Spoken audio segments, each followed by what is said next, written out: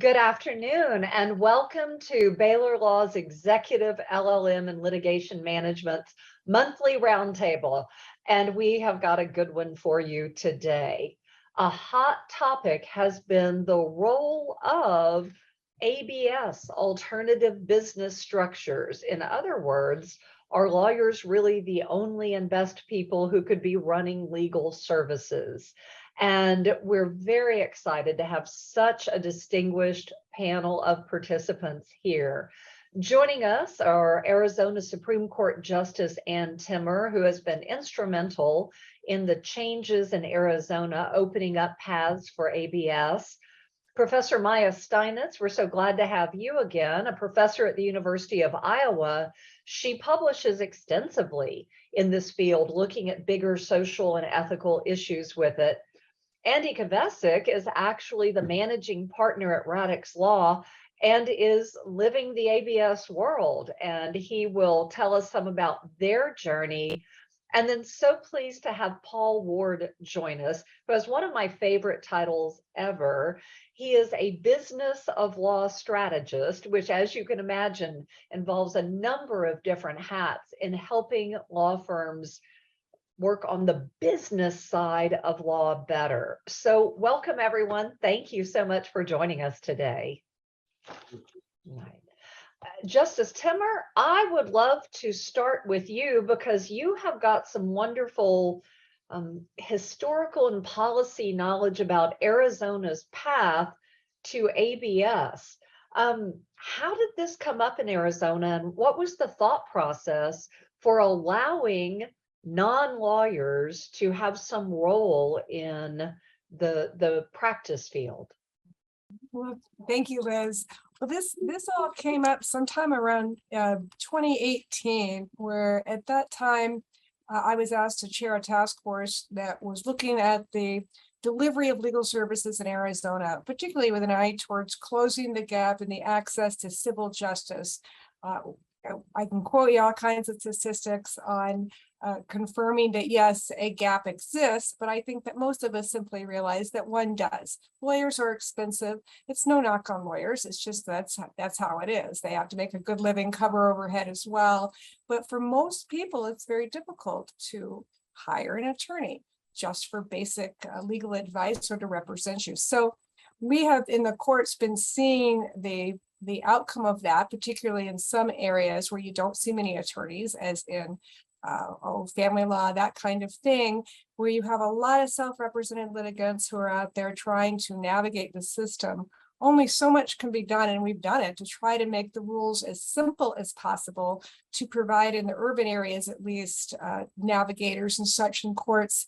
And yet it's still difficult for people in some of the most upsetting times in their life and family, for example, to try to think for themselves and go it alone. So as a result, court judges are doing some of the things that they don't want to do and shouldn't be doing, which is helping the litigants through the system, perhaps not intentionally favoring one side over the other as they try to help them with questioning and such. So that's what led to the formation of the committee. And in Arizona, we recommended quite a few reforms, including the elimination of ER 5.4, which is the ethical rule that prohibits lawyers and non-lawyers from sharing legal fees. So one of the Supreme Court, fast forwarding, granted the petition filed by the commission to change the rules. And one of them, the one that we're interested in here today, was the elimination of 5.4 in Arizona, simultaneous with beefing up other rules of our ethical rules that dealt with some of the same subjects that 5.4 did: lawyer independence, client confidentiality, conflicts of interest, and the like. Along with that, though, my colleagues and I, and this was a unanimous decision, said we were for this, for sharing in law firms and such, as long as an alternative business structure was formed and submitted itself to the regulation of the Supreme Court. So that's the basic background. This quick thing to add, I get this question all the time: how does this help access to civil justice, as much as things like new licensed paraprofessionals and such? And this actually goes back about 10 years that we were being approached by small firm practitioners and solo practitioners whose bread and butter usually would be articles of incorporation, wills, trusts, those kinds of things. That work is dried up for people with the proliferation of online do-it-yourself forms. And so these folks were struggling in practice and having difficulty competing. Why is that important? Well, not only because we want lawyers to be able to practice in whatever manner they wish, but if you look at the statistics of who is representing ordinary people, something that Bill Henderson, a professor in Indiana, terms the people law sectors, it's no longer the law firms. The law firms go for corporations and companies that can afford to pay the rates. Who's representing ordinary people? The small firms and the solo practitioners. So we have a vested interest in keeping those people out there practicing in their field so that they can be out there to offer their own legal advice to regular people. So allowing that kind of innovation, allowing the investment, that's regulated by the court. That led to really the thinking of allowing for ABSs. So I've talked enough about it, but that's in a nutshell the background. No, but it's so helpful to hear from someone who thoughtfully looked at the issues, heard from different stakeholders in the area. And speaking of hearing from a stakeholder, Andy, your firm has started down this path, but isn't the traditional small town or bulk plaintiff firm. Tell us first of all a little bit about Radix, and then why did y'all want to go into the ABS space? Thanks, Liz. Thrilled to be here. Thanks for giving us a platform to talk about this. So Radix Law is a traditional full service law firm. We're headquartered in Scottsdale. The firm's been around for 10 years, but last year when the Arizona Supreme Court modified the rules on who could own law firms, we saw it as an opportunity to come in and take over the firm with a combination of lawyer and non-lawyer owners and really try to improve the operation side, the business side of practicing law. And so what we did is we handpicked a group of 10 to 12 non-lawyer investors, and they all come from different disciplines and they all have different skill sets, and they would all add a different kind of value, whether it's their human capital, their resources, their relationships, with the notion that we can bring these people in and they will help us run the business, and that allows our attorneys to focus more on their clients. It allows our firm to be run much more efficiently. It allows us to do things like keep our rates more under control and pay our people better, and fix all the things that we felt law firms needed fixing. And so that's our vision. We're to date, surprisingly, we're the only firm under this model that's a traditional full service law firm. The other 20 plus applicants have very unique, really innovative structures. We're just, at the end of the day, we were a law firm. We're still a law firm. We just have a different ownership structure, and we add a different type of value from behind the scenes. Paul, I think it comes as a surprise to no one that lawyers are not great business people.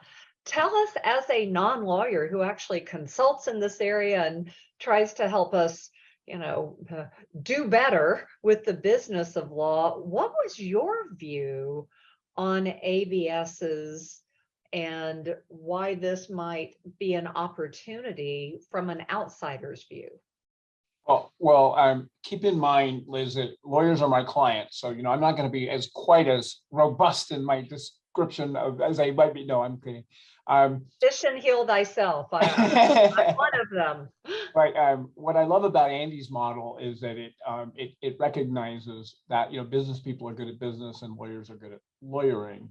And he's been able to marry those. I've sort of, in my career, I've been an innovation officer inside a big law firm and done that sort of entrepreneurial stint, getting lawyers to automate their practices or expand their practices. So when Justice Timmer and the team sort of did this, I had just moved to Arizona from Denver and was very excited and remain excited I think that the way the lawyer mindset is to really, delve in and look at the rules and find a way to make best use of those rules. And so you'll see some things, or we have seen some things that I thought would happen, and some things that I'd like to have happen that haven't. I think I'm excited about the opportunities to, one of the, for example, I recruit business development people for law firms.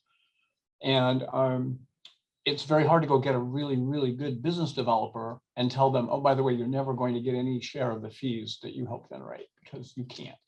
In accounting, they can, and other places they can. So from my perspective, that's one area where we have a lot of opportunity, that people who really know how to develop business for law firms can help share in the success. I think it was brought up in an earlier call that, one of the things that hasn't happened that I hope will happen is that more law firms will reward their chief marketing officers, their chief financial officers, their COOs with shares of ownership. Under the current rules, I think people haven't done that because they've been afraid they have to, reapply or become an ABS. But I would like to see more non-lawyers in decision-making roles, in ownership roles, because, in my life as an entrepreneur, I mean, you do best when you really have a stake in it, when you really own it and you're not just an employee. So I think there's a lot of promise. So we have access to justice solutions, we have a better mousetrap, we have innovation, we've got a model from the UK where they've had ABSs in for, I don't know, a decade, 2012 or something, when they started really doing that. If that's all the case, Professor Steinitz, then why this summer did the ABA reaffirm resolution, I guess it was resolution 402, that sharing legal fees with non-lawyers is, and I quote, inconsistent with the core values of the legal profession? What's the rub to this? Because I know you've written and published on this. Yeah, well, thank you very much. So first, I'll just say I've been asked to be devil's advocate. My personal opinion is actually that the Arizona Supreme Court got the reform exactly right, just a perfect balance of allowing something new while putting a very robust regulatory structure to prevent the problems that I'm about to talk about. So that's just in terms of my views. But that being said, I have been asked, and I'm happy to share some of the concerns. So I'll maybe highlight two big conceptual ones. One that's relevant, maybe more the elite end of the profession. And that is that the main thing that's going to happen when lawyers have investors is that they're going to have conflicting, equally powerful fiduciary duties to constituencies. They have their traditional duties of fiduciary duties to their clients, and now they're going to have equal fiduciary duty to investors. And sometimes those will align because everybody wants to make money, but they're not going to always align. For example, a client who wants injunctive relief and is willing to forgo monetary relief, that's a conflict with investors who are only interested, generally speaking, in profit.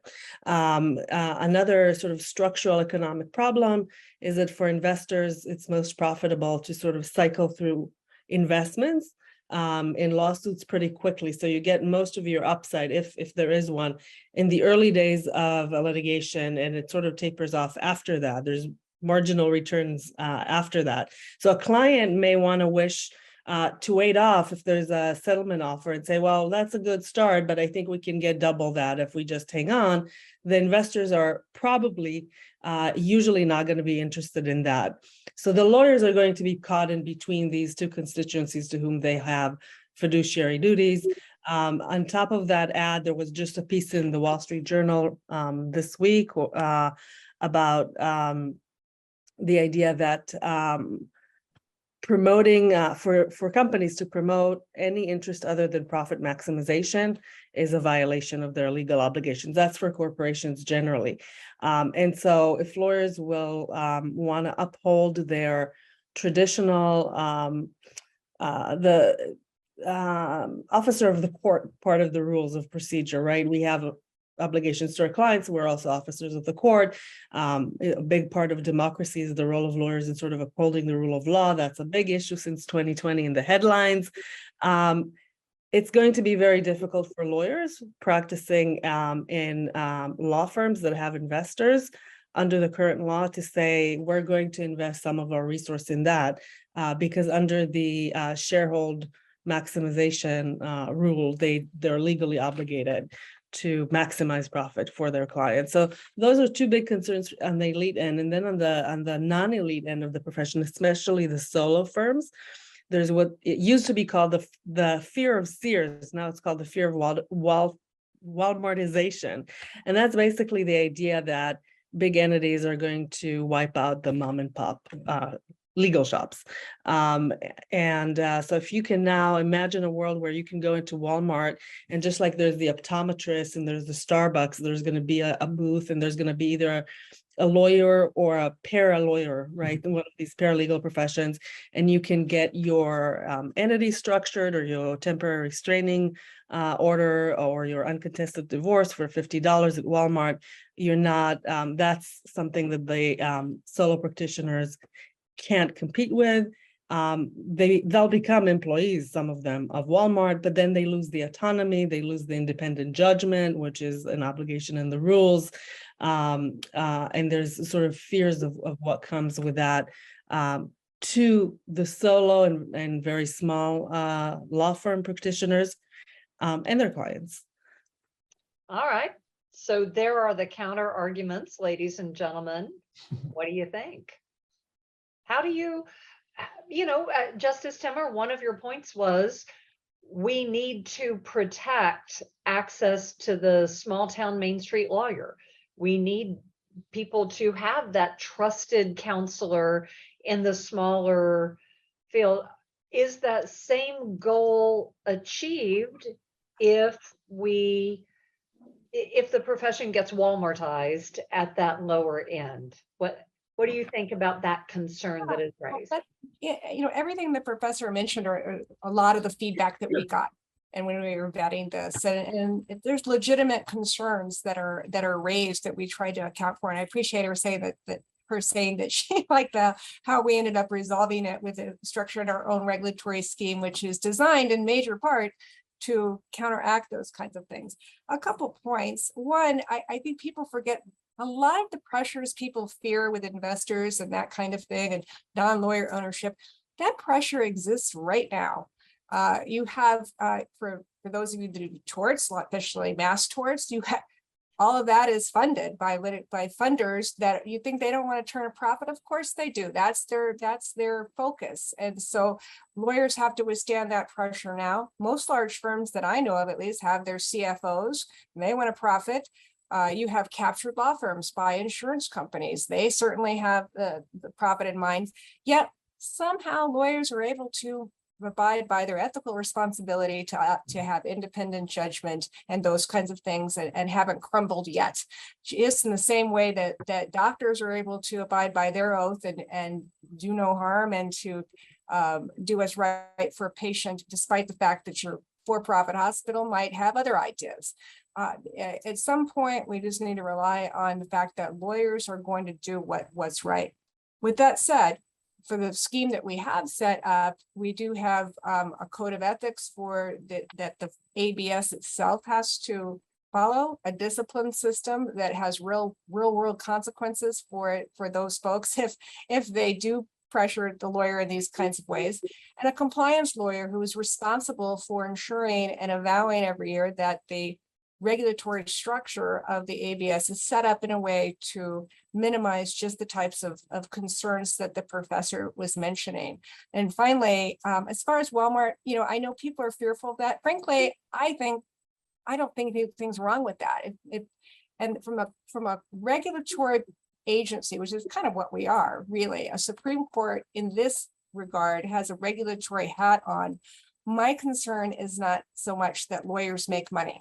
Frankly, even though I want lawyers to make money, my concern is, and it's in everyone's ethical codes, is the community being served.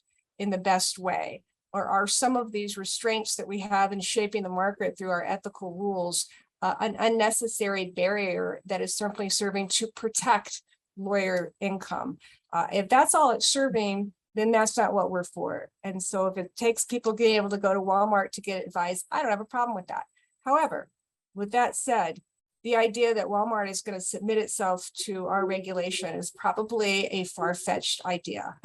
They don't want much to do with having to follow our ethics codes, jumping through these hoops is how they'd probably describe it, and being under our jurisdiction, which is what they would have to do. So some of the fears that I've heard of the big four accounting firms moving in, taking over,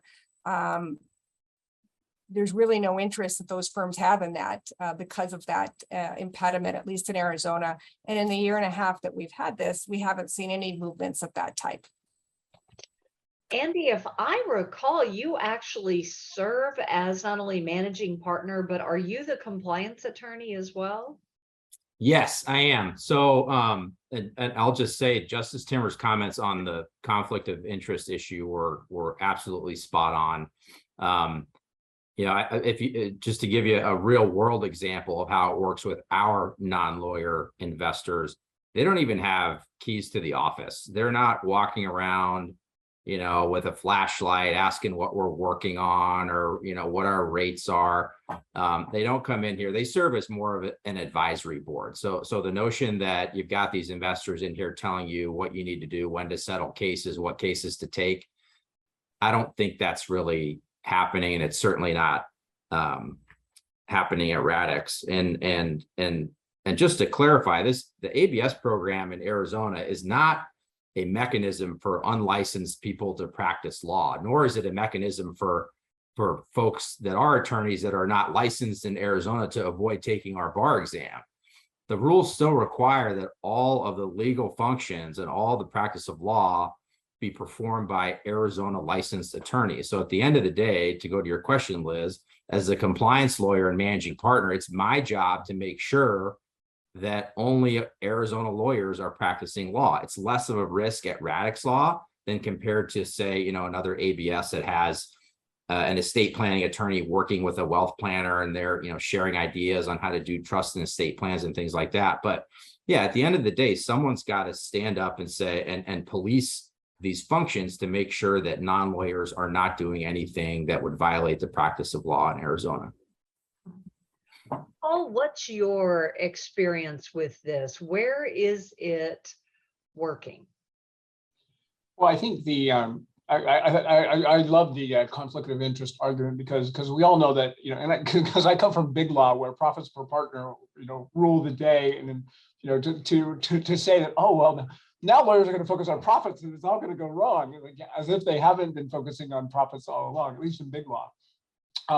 I do think that ABS is interesting structure in the sense of what's going to happen anyway. I produce a podcast called Is That Even Legal?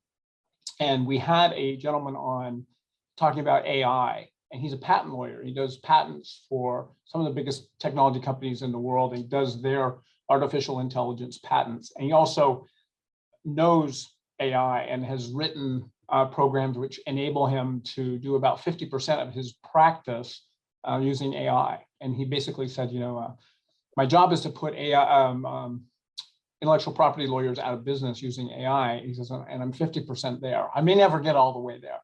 So I don't know that we're going to be able to regulate ourselves out of, you know, protecting, as Justice Timmer mentioned, that we're not going to be able to regulate ourselves out of protecting livelihoods for everyone in a world where, you know, there's so much automation going on. And I think that what I have seen is even in traditional law firms here in Arizona, more broad thinking about how can we use automation, how can we make our practice slimmer, because it sort of introduces, or not slimmer, but more elegant, because it does introduce some competition where, you know, if there's a embedded inefficiency because we've never had to be efficient before, then maybe that's going to challenge us to look at our processes better. And so I sort of see that as an improvement. That's one of the things I've seen. Also, I've seen more formulation or formalization of cross shares between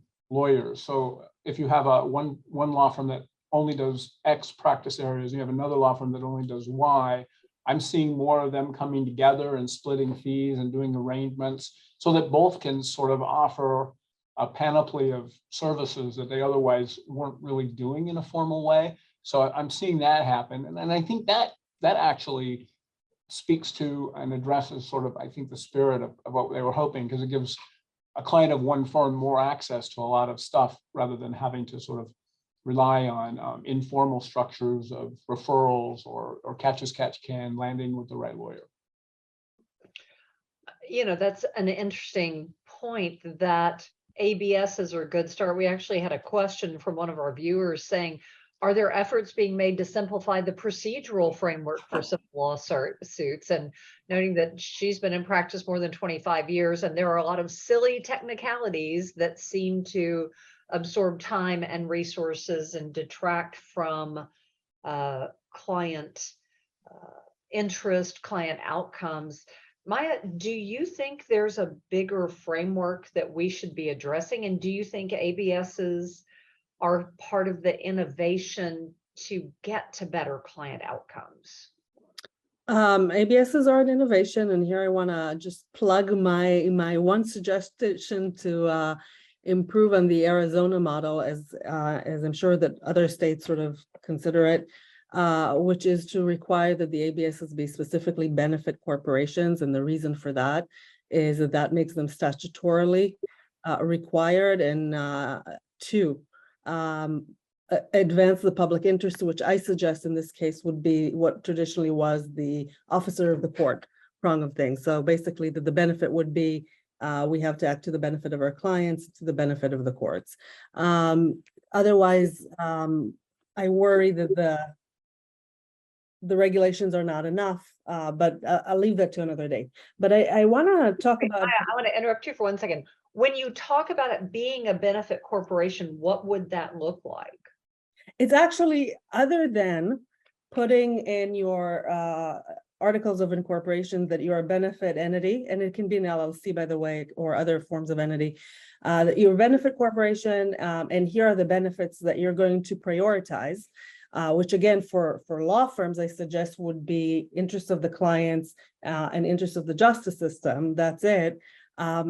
That brings in requirements from corporate law and statutory requirements that you actually do it. And it gives lawyers a defense if they're being told you didn't maximize profit for your clients. This is actually a response to that. I don't need to do it because I'm a B Corp and not a regular corp. So it just gives lawyers the legal cover and the legal requirement to act as we want them to act under the current regulations. The other thing is it puts investors on notice that, hey, we're committed and legally required to be to prioritize our role as officers of the court over profit maximization. So if you want to charge more, or if you want to take your investment elsewhere, that's fine, but you're on notice that this is who we are as an entity. If I can just respond to a few of the things that have been said. I want to say, as someone who's been observing on, writing on and consulting in the area of litigation funding since almost 20 years now, we have almost, unfortunately, there's no evidence that it's promoting access to justice. The evidence that we see, which is anecdotal because it's impossible to do empirical research, is that lawyers are pocketing the difference in terms of the profit. So I just want to inject some real world kind of skepticism about whether, unlike, by the way, the non-lawyers being allowed to do certain types of legal tasks, which I really think will enhance access to justice.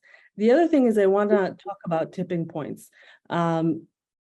When the litigation funding was new in the US, I was on various panels, and all of the funders have swore up and down, we will never fund class actions, which was the big concern for the Chamber of Commerce and the business community. And they had various explanations for why that would violate Rule 23 of the federal rules and so forth. And they said, we're not interested, we can't do it, never going to happen. Here we are today, funding class and mass actions is the biggest trend and it's the biggest market segment. So these are innovative entities as they should be. These are profit maximizing entities as they should be. They find a way to get to those profits that at the beginning, at the inception of a revolution like this, we're promised and we're told that this will never happen. And in relation to that, I just want to say that what happens in the medical profession is a cautionary tale. If you talk to doctors and a lot of patients, especially if you talk to doctors after a couple of glasses of wine and it's not being recorded. Not while they're practicing. Not while they're practicing, and they'll talk, of course, not about themselves, their clinics, their hospitals, things they know are happening with other doctors in other hospitals. If, you know, what you get in the medical profession is both over treatment and under treatment. There's treatments you need that you can't get because the third parties, the insurance companies won't fund them. And there are treatments you don't get that you don't need, that you do get because those are the money makers, up to and including surgery that people don't need. So I wish someone would study the medical profession as an analogy more closely. I try to do it and it just massivizes into like a book project that I don't have time to write. But I do want to just put out there that the analogy to the medical profession is a cautionary tale. Okay. So we want innovation. We have concerns, but we have a reasonable model in Arizona for how things might work. I mean, you've got to just start somewhere. It's like drafting and editing. Somebody has to generate that first draft. Now that you've had your ABS structure in Arizona for a little while, where do you see that it might go to keep addressing both the benefits and also mitigating against these potential risks? What's your vision? Well, my vision is true, as you say, we put some pretty tight controls in a lot of the regulatory aspect. Paul had alluded to that really maybe we should loosen up some of it, and maybe we will at some point, to allow for things like if you have a long-term paralegal, you want to give a 10% interest in, or you have a lobbyist. This is what Washington, D.C. does. They've allowed it for decades to allow like lobbyists and PR people that are more vital to the government practice that they have back there. Well, they don't want to lose them. So they want to give them, what, as Paul had mentioned, that kind of vested interest, a stake in the company. So Washington, D.C. is allowed for, as I said, many, many years without a problem to allow people to share those fees and be owners in the law firms. And that's the kind of thing that you can do it in Arizona, but you would have to be an ABS. And so there's a lot of disincentive to want to submit yourself, the firm, to Supreme Court regulation just to do that. Bear in mind, we don't regulate law firms right now. We regulate lawyers. So we put the code in there, but non-lawyers work at those firms. They have access to files. They have all kinds of things that we don't oversee. We put the ethical rules in place that you're responsible, but that's what exists. So I'm veering a little bit away from your question, Liz, but what I think we're about 1.5 years into this, and so far it's working well, but it's 1.5 years. So what we've asked, we have an ABS committee that oversees this and makes recommendations on licensing and such, and has to look at certain criteria and structures. We would like them probably at the 2-year mark to start examining, okay, what's working and what's not in terms of both the rules themselves. I think that we could just make some changes, things we hadn't thought of, because what are the odds that we've thought of the perfect system right out of that? And then at some point, maybe more towards the 5-year mark, what kind of impact are we having?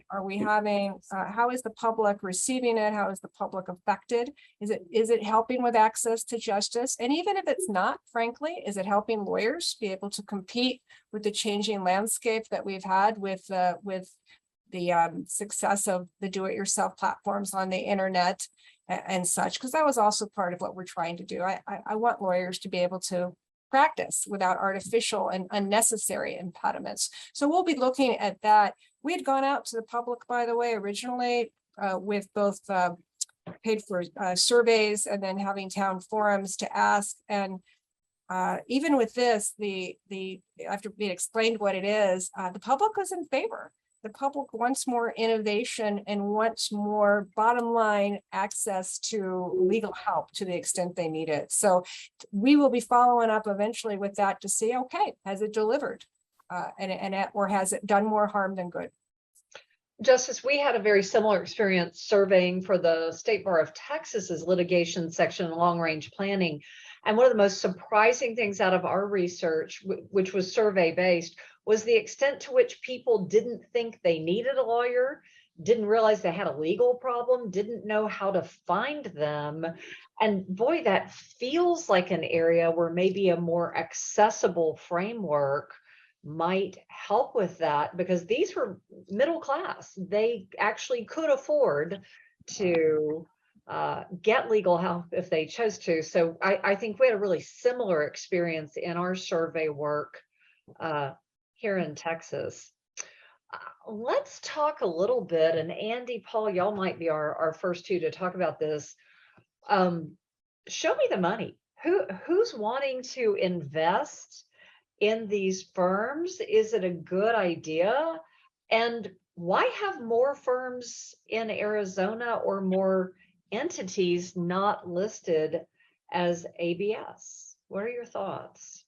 So I track this stuff closely, Liz, and fortunately, because we're so involved and because we have such a deep knowledge of the regulatory process, I've got clients from all over the country calling me asking for help. And so I'm marshaling them through the process. So I have a really deep understanding of what's going on.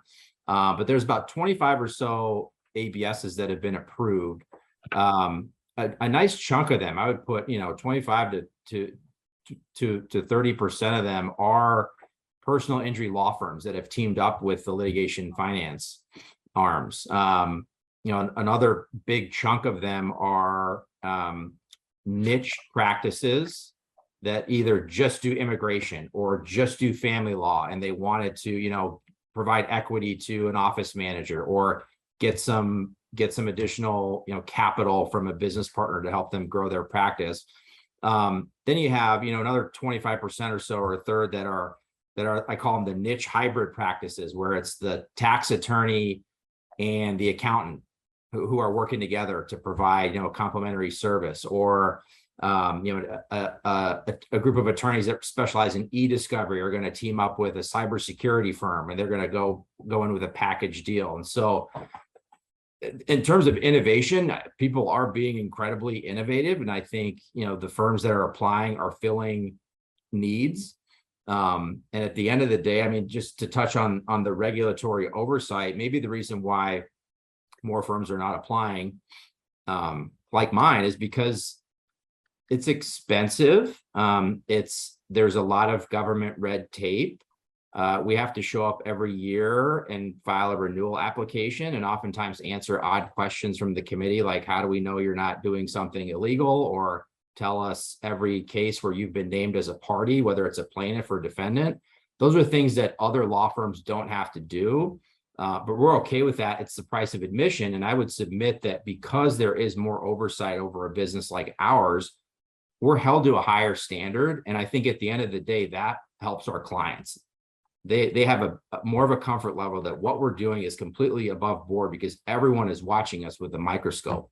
What I'm surprised about, who has not applied, is I would have thought that more of the charitable sort of social welfare organizations would have submitted applications. We have several, I mean, all states do, but organizations that are serving underprivileged populations, or helping people that are victims of whatever domestic violence or suffering from poverty. I think there's a market for them to sort of also provide the legal services in addition to the charitable functions they do. We just haven't seen that, and perhaps the filing fees are perhaps a barrier to that. Yeah, it seems like cost could be a big issue. What is it, 6,000 a year? I'm not. It depends on what kind of firm you are, and it depends, and nonprofits are charged less, but I think it goes anywhere from what, am I right, Andy, 6,000 out to 12,000 if you're out of state or whatever it is. But it is, and that's because, and that's a little bit of a difference between us and Utah has a regulatory sandbox, so they're doing it one at a time. But they have grants and stuff. And right from the get-go, we had to make this so that it would be self-sustaining. So that it's not required for additional bar fees or anything like that for the rank and file lawyers to pay for this system. So that's why. But there might be, as Andy said, there might be some room for adjustment for those things. And I would certainly be in favor of that, particularly for charitable kind of institutions or just people that want to make their spouse have an interest for estate planning, that kind of thing. Yeah, that sounds good. Paul, I think you're muted.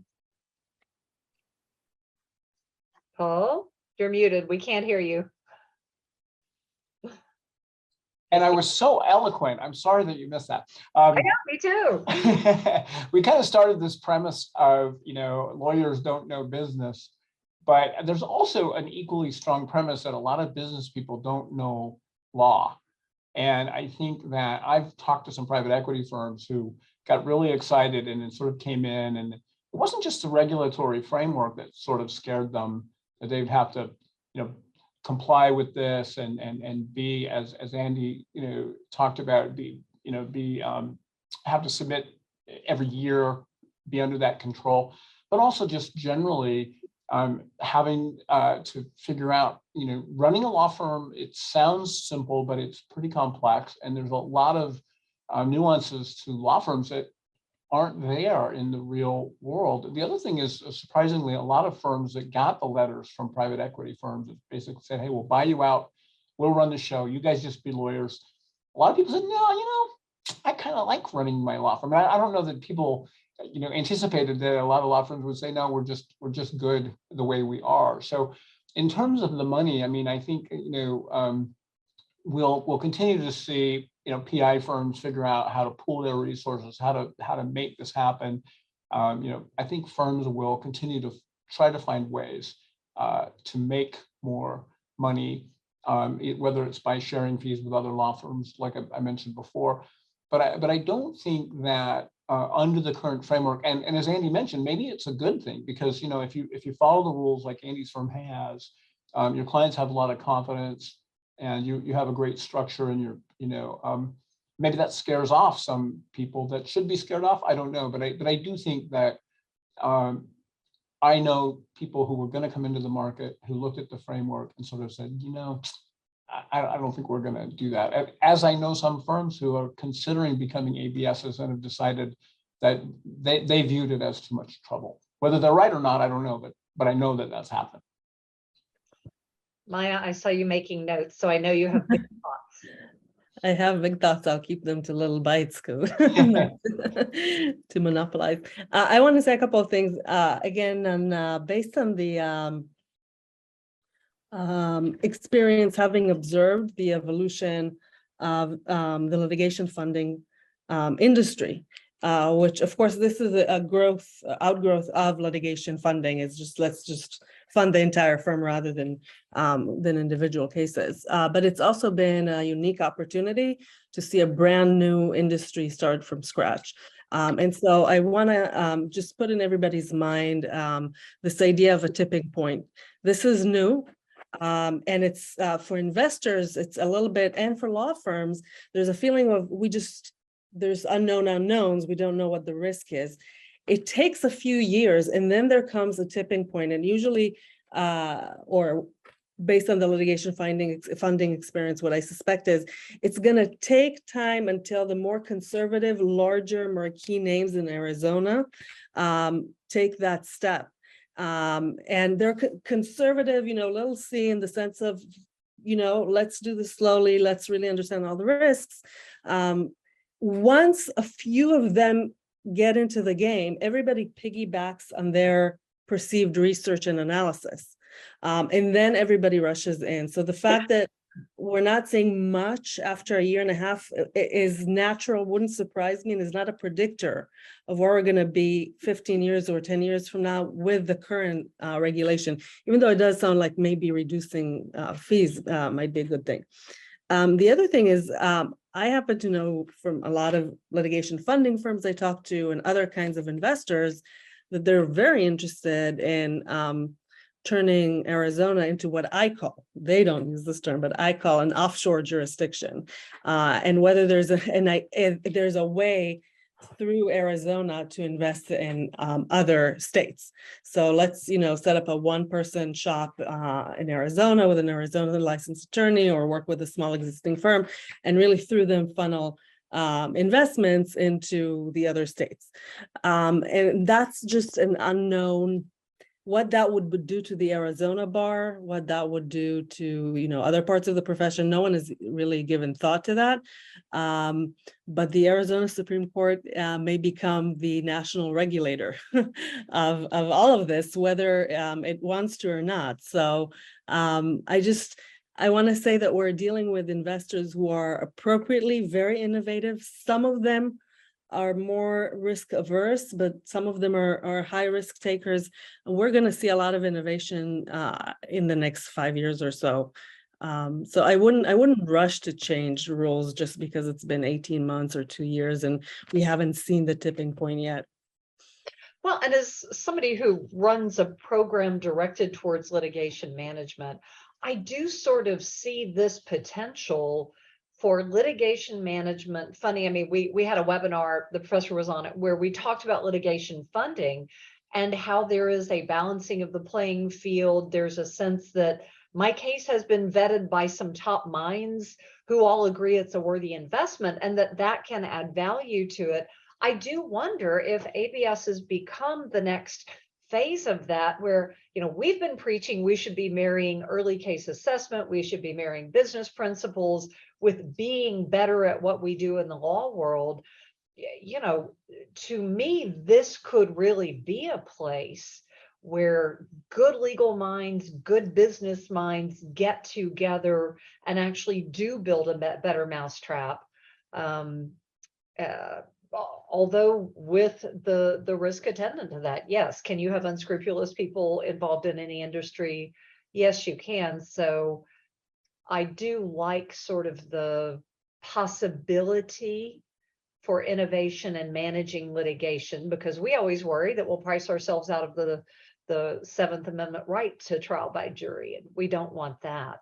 So I would love to go around and have each of you talk about some closing thoughts, some ideas on innovation, on where we should go, or just give us some final thoughts, because we are balancing a lot of different competing interests in trying to get it right, in trying to keep us a profession, but one that uses good business principles. So you can go first, or I'll call on you.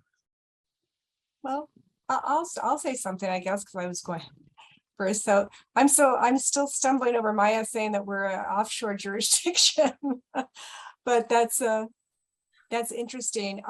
Some of the things I'd heard that concern before, and we've been asked questions about how other states need to deal with an ABS, and the answer is always, we can't control other states. So it's going to be dependent upon the rules of those states to decide if they're going to recognize, frankly, a lawyer from an ABS in Arizona. Does that mean you could set up shop in other states? It's going to be up to those states. I will say that just because you want to be an ABS, you check some boxes and you file an application, doesn't mean you're going to get to be one.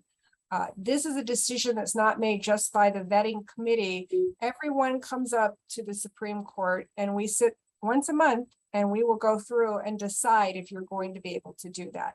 I'm thinking in terms of, would we allow a one-person shop that's really just there to funnel money through? Probably not. There are certain things in the rules that say that you have to take into consideration and demonstrate how you're going to protect and promote the public interest, for example, or promote access to legal services, advance the administration of justice and the rule of law, and encourage a strong, independent, diverse, and effective legal profession, and promote and maintain adherence to professional principles. Those things probably would not be present if you're simply here to establish a bulwark to be able to spread out in the US and such. I doubt you'd make that through our system, but it would certainly be interesting to read why you think that could occur. The other thing I would say is that I was a little disappointed to hear the ABA House of Delegates decision, only because, not because of the result as much as the process, that apparently it was proposed days before a vote. It wasn't really vetted, and despite people had called and asked if I'd be willing to say something, I said I would, but they didn't want to hear it. That always makes me think, well, decisions being made more out of fear and protectionism, more than just wanting to hear all sides of it and making a reasoned decision. Ironically, the ABA has a Center for Innovation. I sit as their vice chair, actually, and they're tasked with exploring innovative ways. And so it's an odd contrast. I would hope that the ABA would maybe spend a little time examining what happens eventually in Arizona when there's enough time that's gone by and that tipping point has occurred, and other states that are doing things like Utah and other states, and then make maybe a more reasoned decision of what best serves the public as well as the legal profession. Yeah, I think that's good. Who else? So I'll chime in. It should be no surprise that I'm a huge advocate for the program. It's done wonderful things for our firm in a short period of time. I do think that it should be rolled out in a conservative manner, and I think the state of Arizona is doing that. But I'd also like to point out, there were some core goals of the program that I think the Supreme Court and the committee have wanted to achieve, and we tend to gloss over those because the focus is always on profits and conflicts of interest. But the idea that this program would encourage diversity in the legal profession, which everyone wants, diversity, it's a great thing. I'm so thrilled to be able to say that through this model, over a third of our ownership is minority women-owned businesses. And it's just something that we didn't do intentionally, but it just happened. And we're so proud of that organic outcome. And I would challenge, other firms to be able to say something like that when the goal of the program is to increase diversity in the legal profession, and the ABS allows you to do that. I think everyone should be thrilled about what we're doing out here in Arizona. And to the ABA delegates, they're entitled to their opinion. But I'll add, I submit to them the question, if they're so concerned about fee sharing between lawyers and non-lawyers, I would like to know how they pay their paralegals and their staff and their non-lawyers at their firm, and where those monies come from. I don't think it's falling out of thin air, but next time, perhaps I will be invited to the next hearing or the committee delegation, and I could offer my comments.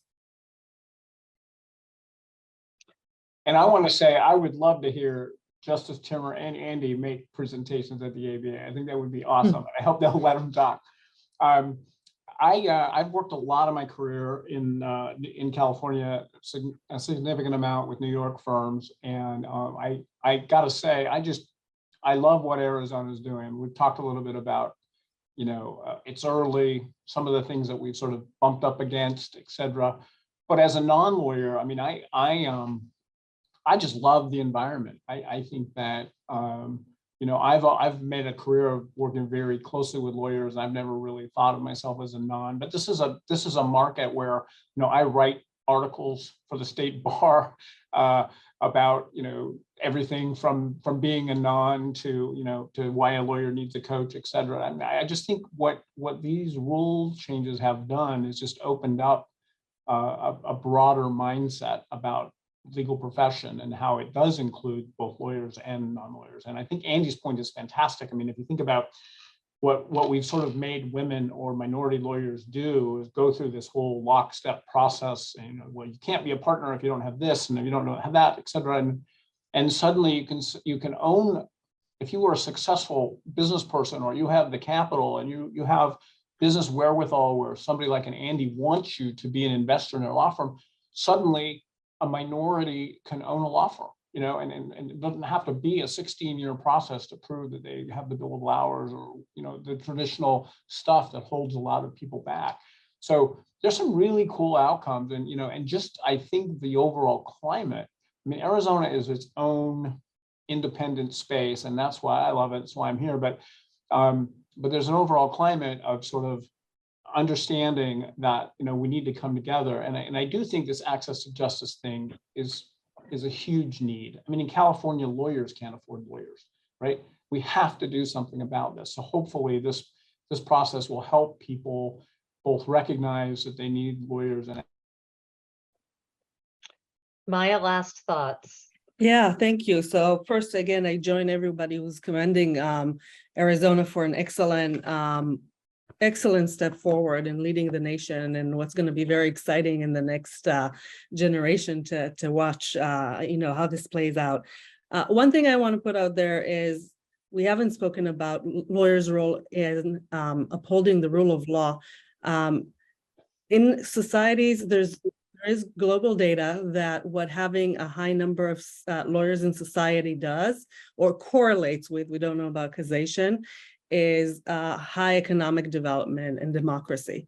But for that, lawyers need to be able to stand up to their investors and say, I'm going to take this position, or I'm going to go all the way to a jury, or I'm going to take an injunction and damages and so forth. So I would want everybody to keep the role of lawyers in upholding the rule of law in mind. One of the big questions in coming years would be enforcement of the excellent regulations that have been put in place.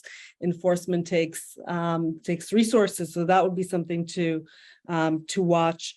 I predict, I would love to see a way to gather data in Arizona. Every researcher in this field will tell you we don't have access to data, and so everybody's regulating and advising and making decisions for their firms and so forth in the dark, and based on assumptions that would probably be debunked if we had data. If the Arizona Supreme Court has a way of dedicating some resources for data that researchers can come in, that would be very, very blessed. And I predict that what we're going to see is that while this reform is going to have very beneficial effects with respect to diversity, with respect to allowing law firms to be more efficient, with respect to just doing cool things that we can't anticipate yet, I predict, unfortunately, that we're not going to see an increase in access to justice based on the example of litigation funding, where the benefits, the efficiencies inure to the benefit of the lawyers and not the clients. Thank you, all of you. One of the nice things about our position here at Baylor Law is that because we don't have a stand either way, we can invite really great minds who are out there working in this area to talk about the pros and the cons. And I think, commensurate with Maya's comments on the rule of law, we have to be able to have good, thorough discussion on this. And I would love to revisit this. Maybe next time we can get somebody from the ABA to voice their views more firmly. But thank you to all of our guests, to all of you who were watching the webinar, you with this discussion and thinking about how to make the system better. We appreciate your time. Hope you have a great Wednesday. Bye now.